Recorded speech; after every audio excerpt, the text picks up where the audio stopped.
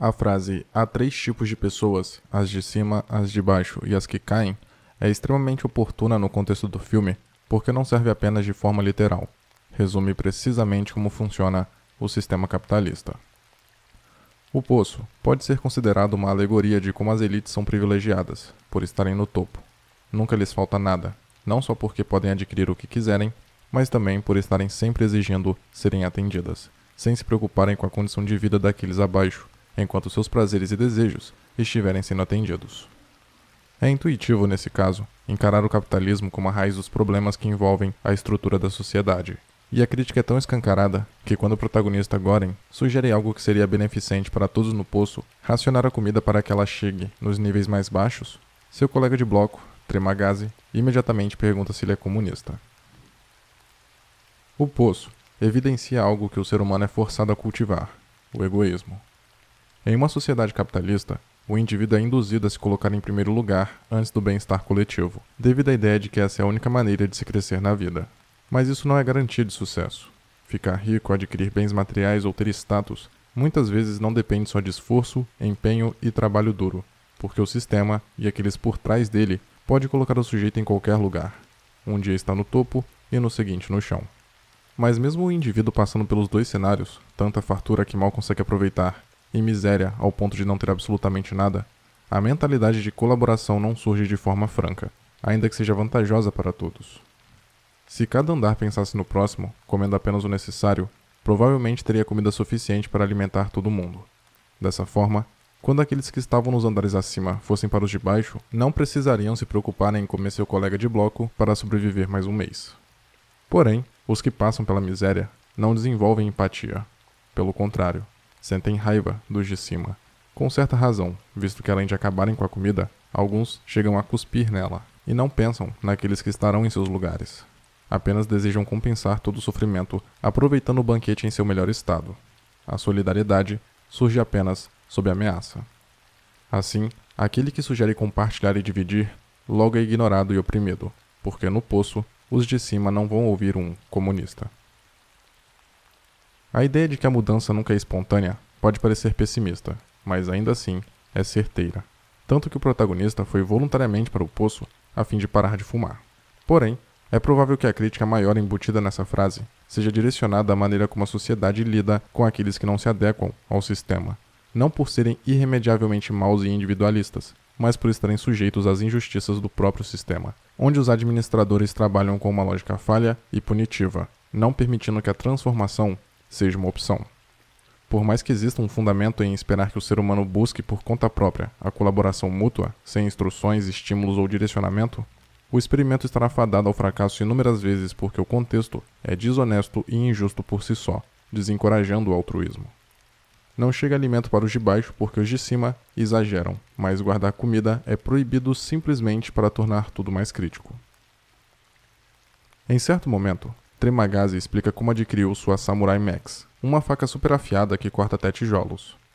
Em seguida, o personagem expõe como ficou indignado quando viu na TV o anúncio de outro tipo de faca, a Samurai Plus. Essa cena é uma crítica clara ao consumismo exacerbado e à produção desenfreada do sistema capitalista, que estimula a compra de bens, muitas vezes com obsolescência planejada, a fim de garantir que na próxima semana as pessoas sejam estimuladas a adquirirem um novo produto, tido como melhor, pelo simples prazer de comprar. Dito isso, por mais que o filme escancare o pior lado do ser humano, quando confrontado por uma realidade extrema, nenhuma qualidade ou defeito é inerente ao indivíduo, visto que tudo o que ele aprende, absorve e externaliza provém de interações concretas proporcionadas pelo ambiente e suas raízes. Ou seja, o contexto não só influencia, como molda suas ações conforme internaliza os valores da sociedade.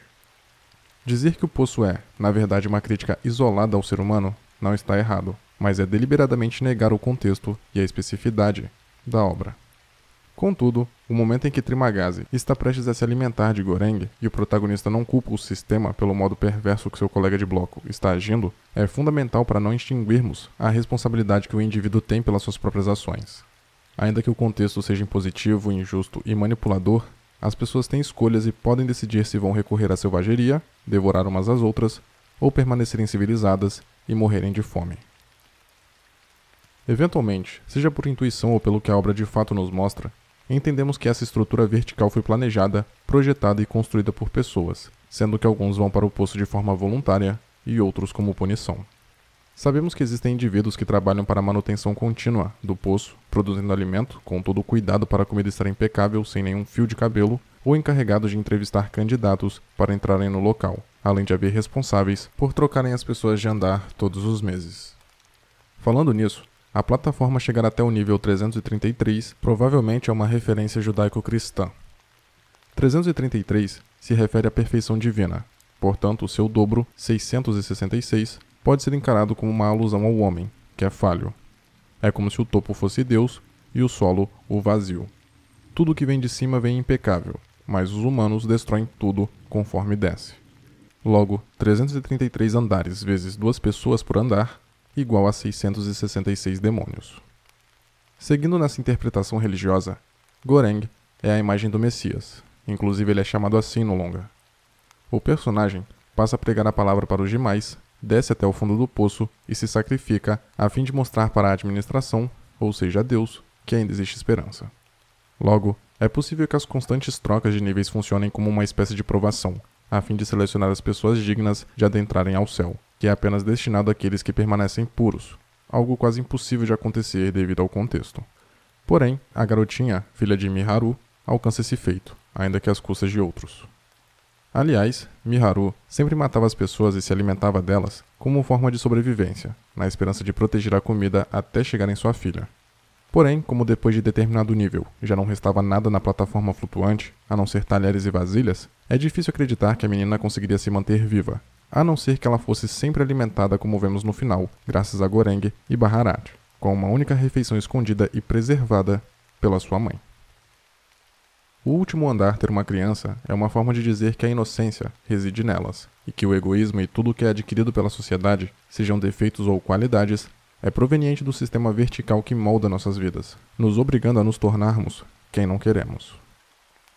A primeira experiência de Goreng com o Trimagazi é didática, principalmente quando descem de nível e o senhor tenta comê-lo, evidenciando o quanto a repetição pode deixar um indivíduo desiludido e disposto a aceitar as supostas regras do jogo. Com a segunda companheira de cela, Imogiri, que entrevistou o protagonista para entrar no poço, o público entende que aqueles que operam o sistema sabem tão pouco quanto aqueles que são usados de engrenagem.